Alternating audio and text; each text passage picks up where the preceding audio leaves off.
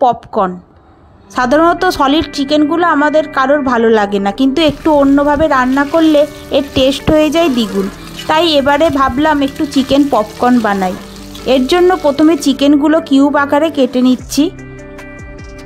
কাটার পর এতে দিচ্ছি আদা রসুন, সোয়া সস, গোলমরিচ, লবণ, একটা ডিম দিয়ে ভালোভাবে মাখিয়ে রেখে দিচ্ছি।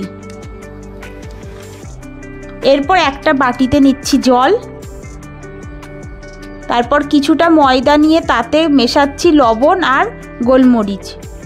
এরপর ম্যারিনেট করা চিকেনগুলো একবার ময়দাতে কোট করে নিচ্ছি, তারপর কোট করার পর জলে ডুবিয়ে আবার ময়দাতে কোট করছি।